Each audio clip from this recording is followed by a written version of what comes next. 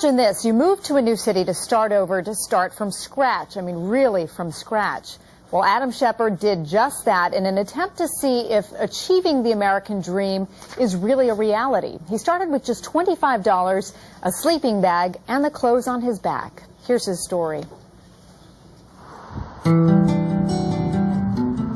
My name is Adam Shepard, and I did a little project down here in Charleston. The idea in the project was that I would start with next to nothing, and then in 1 year I would have $2,500, a car, and a furnished apartment. I lived for 70 days at Crisis Ministries, which is the homeless shelter here in downtown Charleston. For the first 2 weeks, this is where I slept. I got kind of discarded to the corner by the pipes, right next to the hustle and bustle of the street. I got a job as a mover.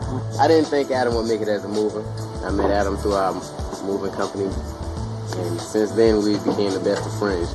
Car starts with this screwdriver. This window doesn't really roll down very well, and neither does that one. It was my first big buy, my first little taste of success. This is where I completed my journey. This is the furnished apartment. This is where I ended up.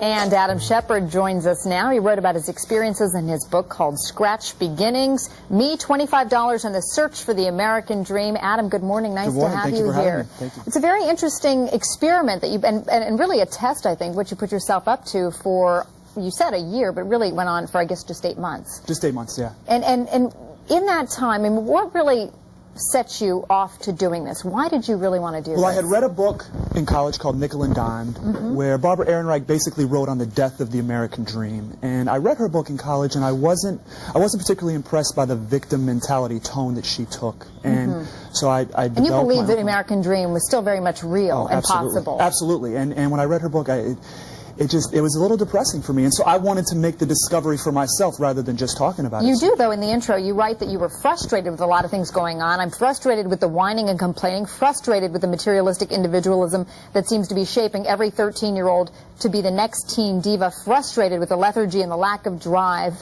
Well, so you were really motivated. Absolutely. Well, I think that the American dream is not something that's just restricted to those in the lower economic class or the upper. I mean, everybody, this tackles everybody. And that's what I was looking at. I wasn't taking one specific funneled look. I was looking at everything. And you set off with what we see here behind us. I mean, basically the clothes on your back, $25, your sleeping bag, your backpack, just your bags, your tennis shoes, Charleston, South Carolina. You lived there for 8 months. Yep. You do, though, have the advantage, though.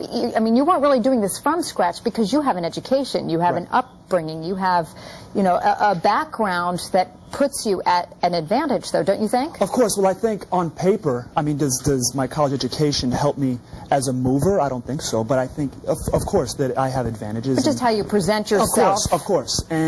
But I think the thing is that we all have talents and we all face adversity. And what I was looking at was some of us really exploit our talents to our advantage, and some of us don't. Some of us face adversity and some of us don't.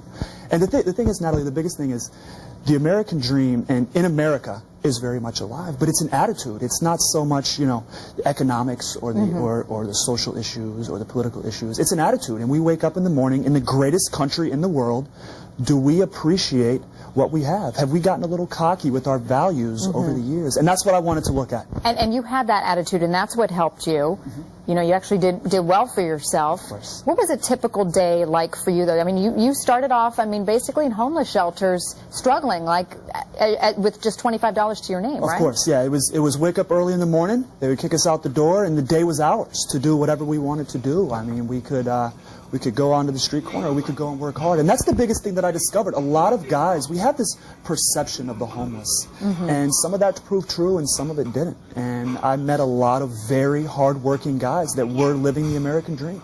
Yeah, and one of the guys who becomes a good friend of yours at the moving company, Derek, I think that's him right there, you really say that he sort of is the hero in this story, right? Oh, of course. Because he is the American dream. Well, my story takes kind of a back seat to the guys that I meet. Derek, Omar, BG, and this guy that I met, I was very fortunate to meet Derek, who is probably the hardest working guy I've ever met. a very cool guy. He's living the American dream, and in the end, he buys a house, and he truly lives it. So this isn't so much the story of Adam Shepard and the American dream, and wow, look what he did. This is the fact that millions of people are living it, and millions aren't. And to me, it is an attitude. And how long did it take you then, and how much money did you end up making? Well, the initial goal was $2,500 a car in a furnished apartment, and I had that after 6 months. But this wasn't something where I just packed it in and headed home. I stayed there and to see how I could immerse myself among this totally new culture. And, were you ever scared or nervous that you might not make it?